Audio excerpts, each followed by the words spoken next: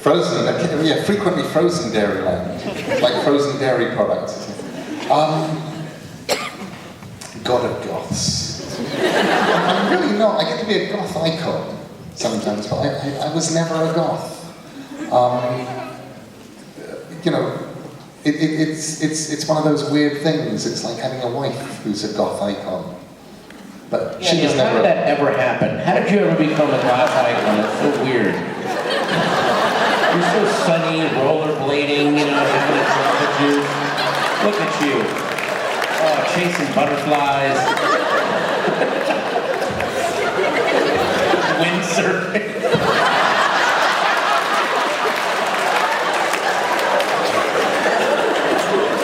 That'd be a good children's book, Neil's Sunny Day. And it's just Neil, little baby Neil Gaiman. Make friends with a bee.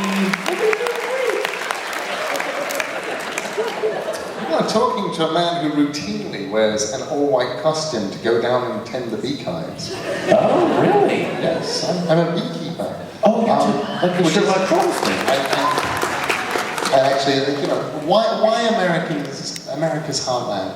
Actually, there was one bit of it that was very sort of spooky me about it, which was my discovery that I could buy in America's Heartland an Addams Family house with 17 acres of spooky woods around them for approximately the same cost as a parking space in central London.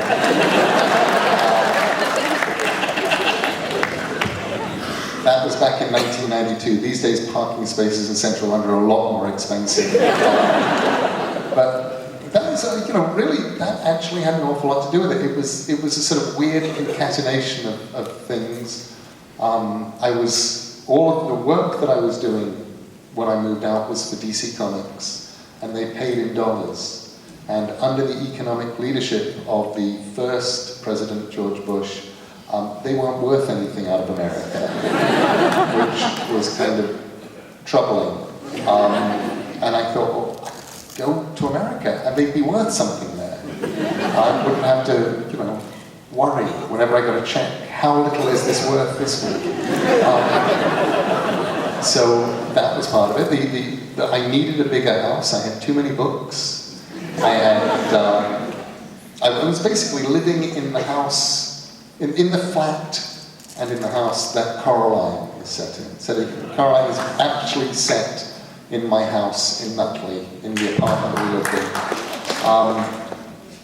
So I needed somewhere bigger. I had two kids, they needed a bedroom of their own, there wasn't one there. So my ex-wife, all of her, although she actually was from Los Angeles, all of her family had been from Minneapolis, and they'd all moved back over the years she'd been living in the UK. And I knew a lot of writers from that part of the world who I liked, so I actually had friends, people like Will Shetley and Emma Bull, wonderful writer named John M. Ford, who's now dead. So it was dead easy, but the idea of the Addams Family house definitely drew me out there. There was something cool and beautiful and iconographic, and I thought I can have one of those. And, but also now, you know, I'm sort of, the reason I keep it is it's where my dogs are happiest and where my beehives are. So there are sort of sunny reasons. Very sunny, yeah. Big white dogs. They're white dogs. Oh, are they white dogs? Yeah, big white dogs. They're these huge white German shepherds. And they're spectral dogs. Aren't they spectral dogs? No, come on. they shed too much to be spectral. Okay. Well, I hope that the Playtone money pays for the moat.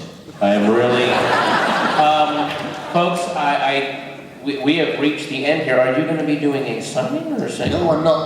What I did was I signed about 800 books here during the course of this afternoon. I signed with burgundy-coloured ink. all of the books, because if I tried to do a signing for this many people, we would be here at 4 o'clock this morning, and the people who would still be here at 4 o'clock this morning would be almost as miserable as I would be at that point.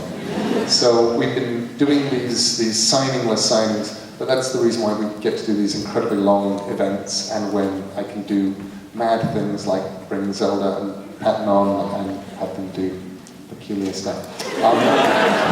Well,